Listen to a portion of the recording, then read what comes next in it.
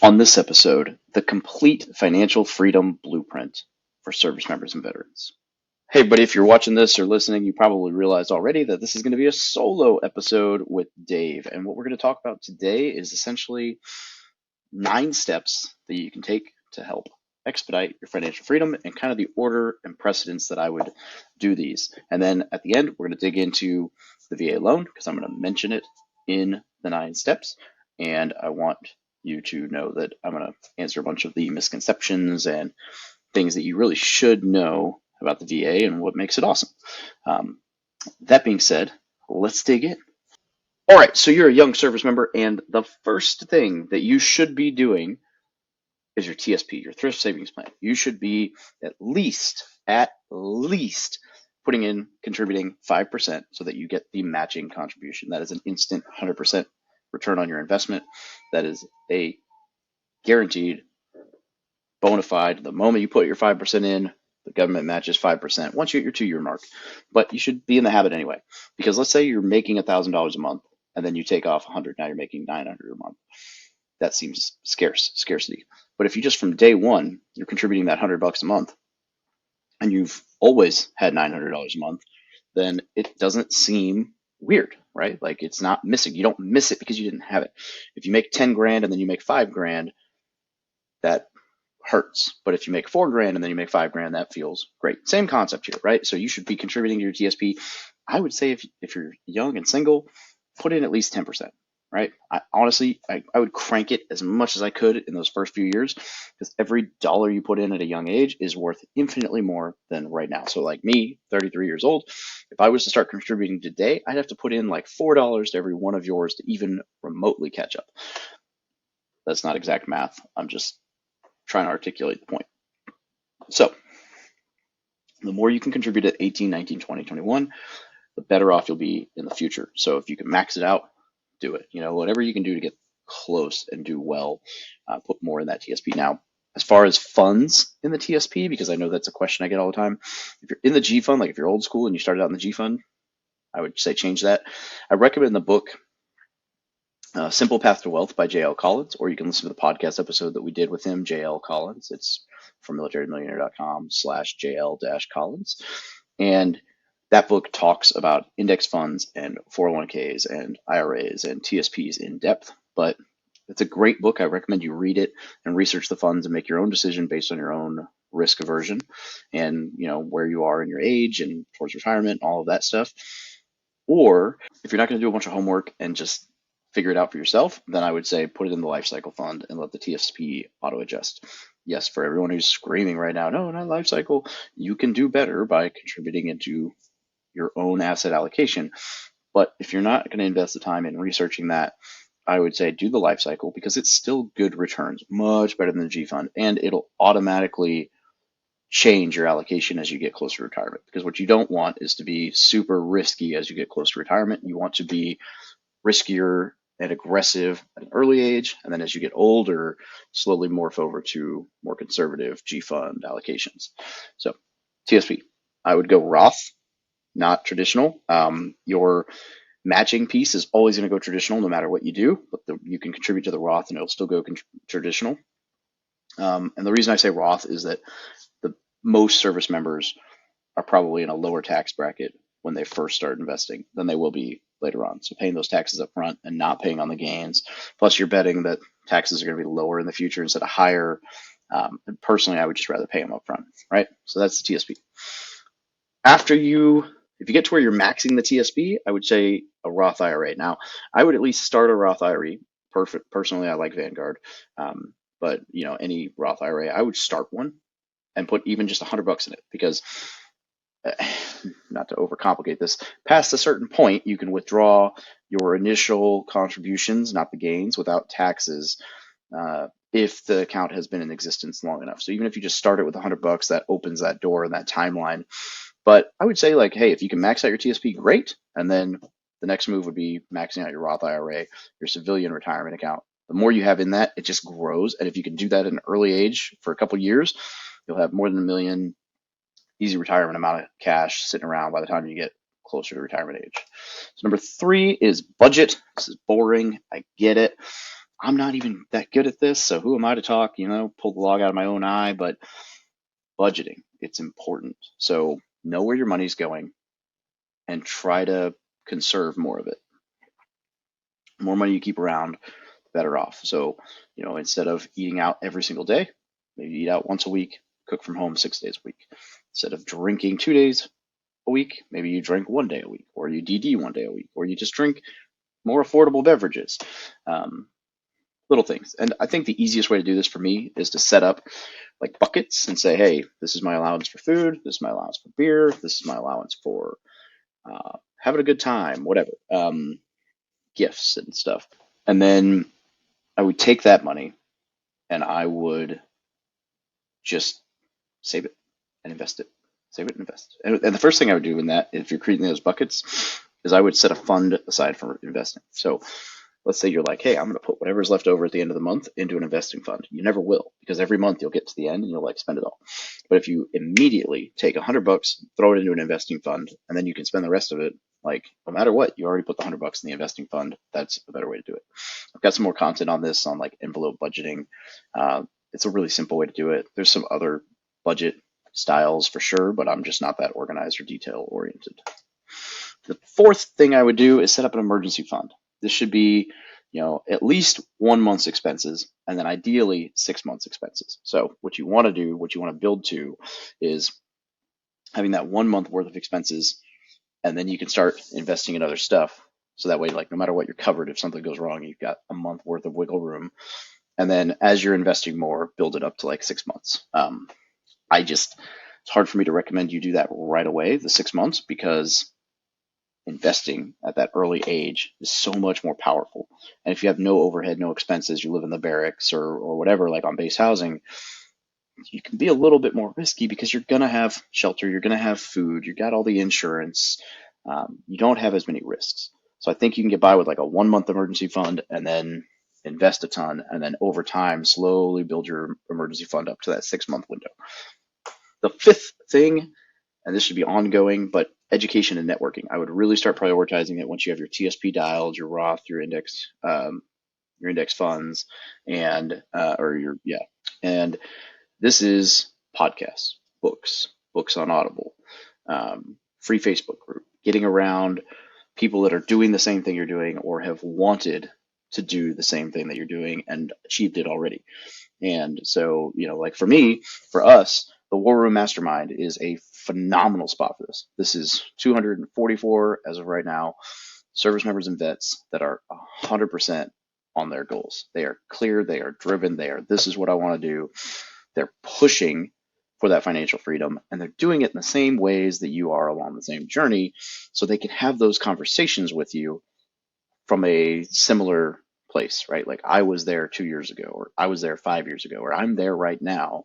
And they get you, there's educational resources, there's group coaching calls, there are master classes, there's any niche in real estate that you could possibly want to get into, as well as non-real estate. We got business guys and girls, we've got stock investors, we've got all kinds of stuff in there.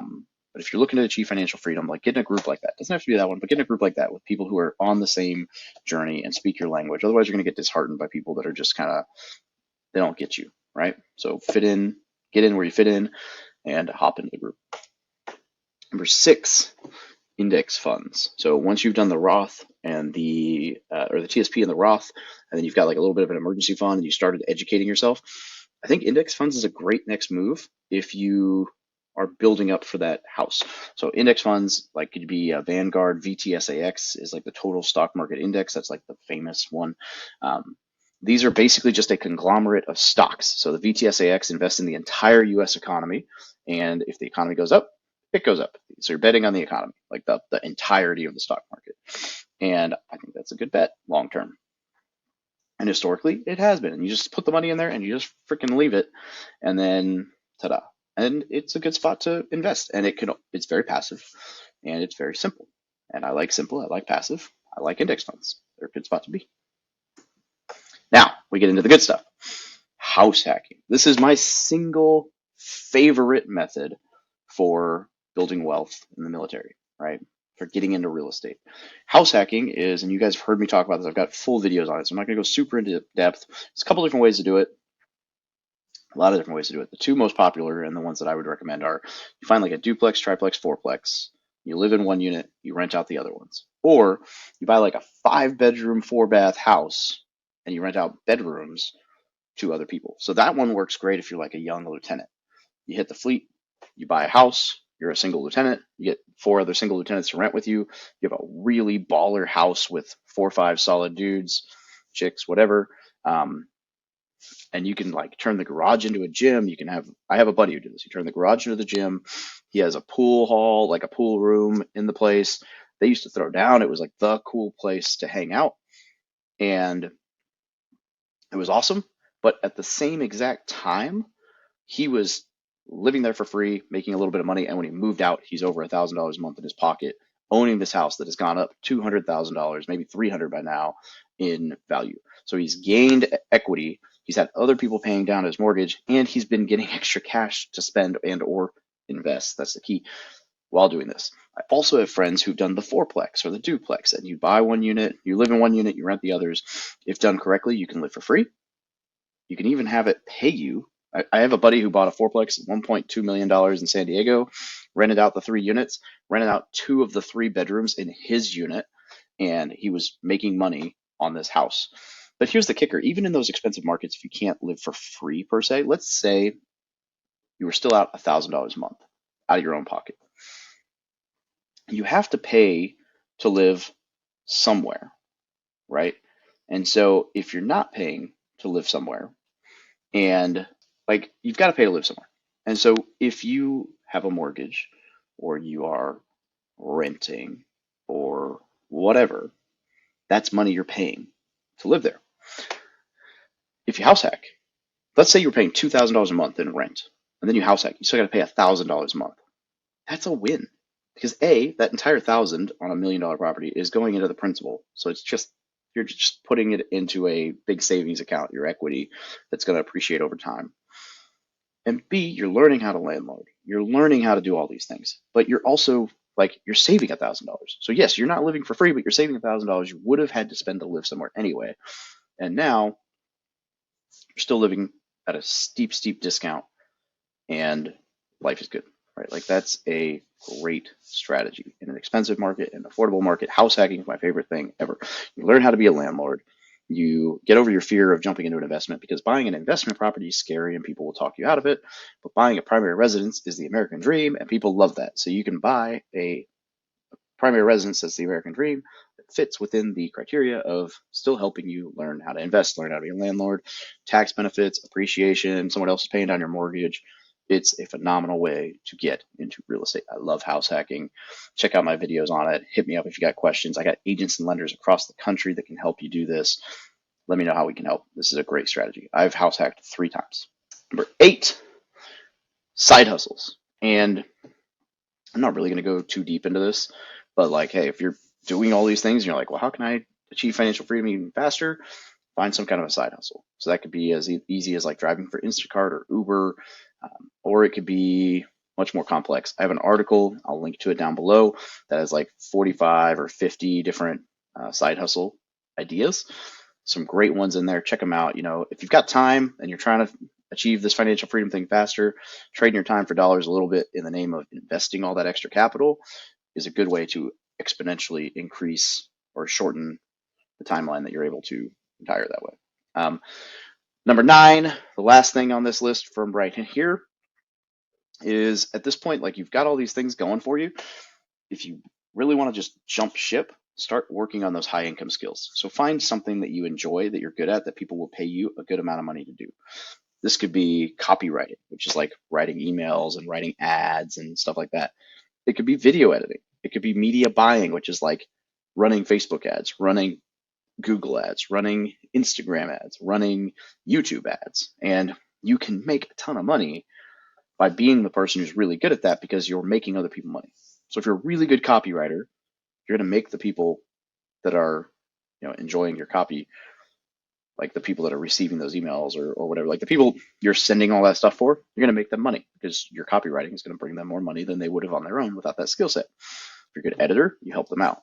If you're good at media buying, you're bringing business into the business, right? Like people will pay you well if you can make them a better return, right? So some of those high income skills, it's kind of like side hustles, but it's a much longer play and much more lucrative play.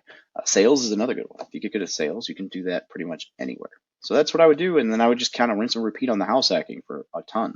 And then eventually I would get into the last piece here, I guess, would be like, once you've got all that groundwork, find something that you enjoy investing in, whether it's index funds or real estate or Bitcoin or whatever it is that you really personally like.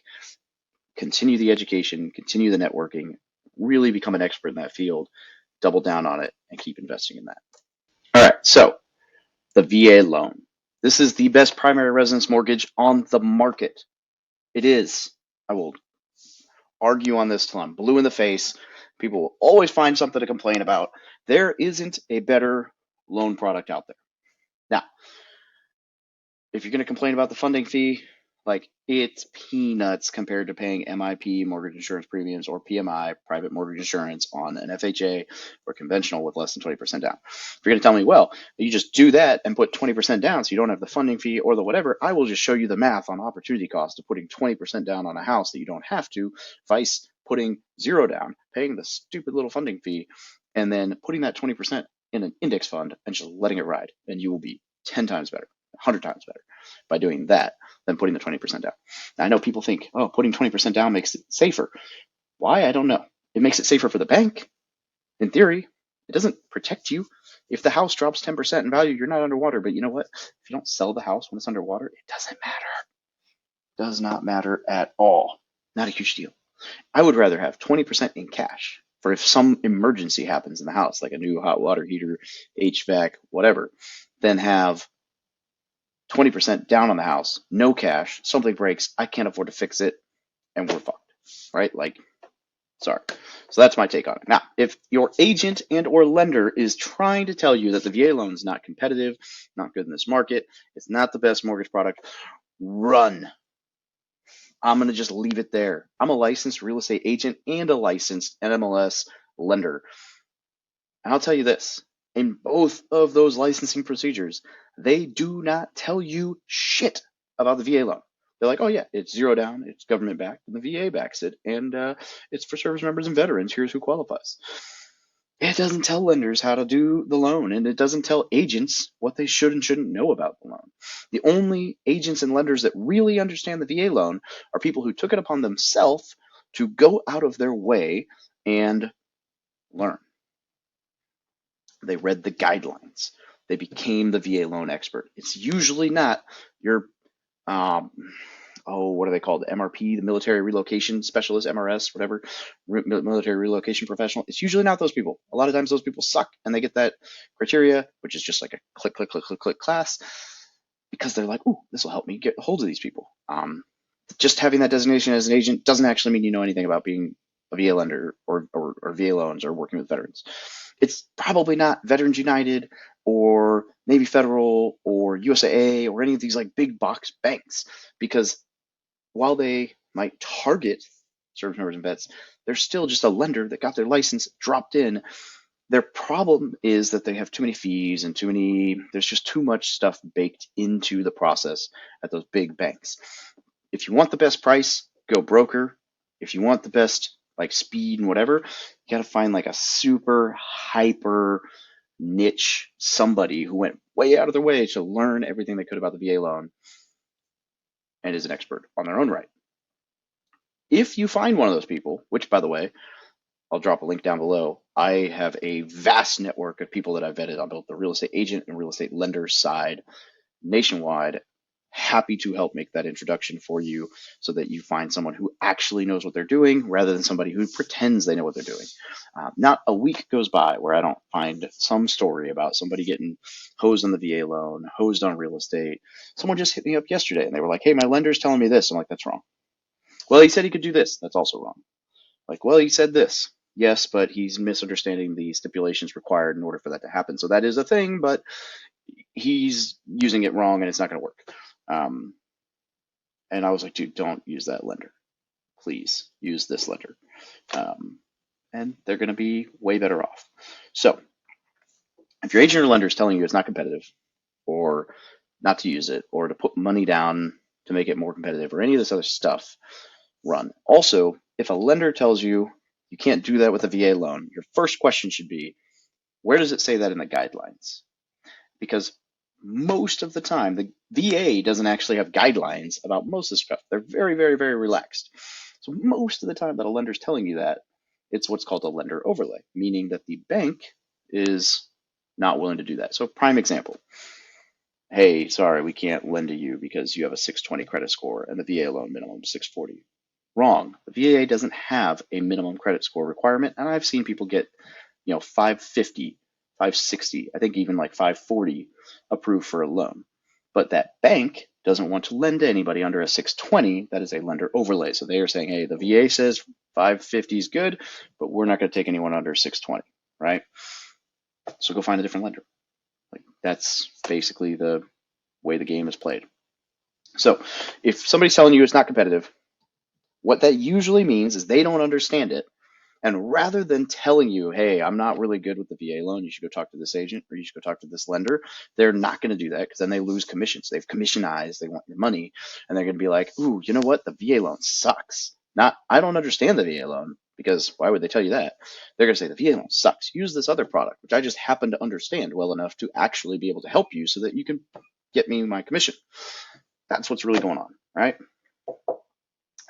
So again, run. And I'm happy to make those intros down below, or you can just click on the website, recommended agents, lenders, whatever. All right, so we covered those things. A couple of big misconceptions. You can only use the VA loan once. Wrong. You can use it multiple times. Now, the answer to this is depends on your entitlement. So if you buy a $200,000 house and then you move somewhere where the limit is $1 million, then you could buy an $800,000 house. If you go over that total entitlement for that zip code, then you have to pay 25% of the payment down. So like, let's say you have 800,000 left in entitlement, you buy a $900,000 house, you would have to pay 25% of that last 100, which is still way cheaper than any other loan. And if you buy that $800,000 house, you have 800,000 left on entitlement, it would be zero down still. Now, on your first use, there's no limit. So your first usage of the VA loan, there's not a limit at all, other than like your debt to income, your credit, your income, and all that stuff, like your actual qualifications. So whatever you qualify for, you can buy. I've seen someone buy a $2.5 million house, zero down with the VA loan. In fact, he called me to say thanks because I saved him the down payment. He was going to put 20% down. And he read one of my articles and was like, oh, shoot, I didn't realize they went away with the limit. That's awesome. I don't have to put any money down. Saved him $500,000. So pretty sweet. VA loan is super competitive, no limit. But yeah, you can use it multiple times. I know someone who's had 4 different VA loans out at the same time. It really depends on the purchase price. So what I always tell people is like, after your first one, if you've got questions, just go to militarytomillionaire.com/lender-questions, or again, click on the link that I'll drop for the recommended agents or whatever, and just go to the, like, there's a section that we have for answering lender, like having lenders answer your questions. And you can just ask the question there. They'll look it up and they'll get back to you, because that's going to be your better bet. Every single scenario after you buy that first house is different. There's so many if this then that's that I can't give you a blanket answer. Like, yes, you can use the VA loan more than once. Are you able to do it zero down? I don't know. Is it going to be easy for you? I don't know. There's so many different variables for that you need to talk to a lender about your specific situation before you go further on. Oh, that's what I was going to say. When you're qualifying for this like no limit thing, the VA loan allows you to use up to 75% of the projected rents of other units. So if you buy a single family to house hack bedrooms, you can't count that rent.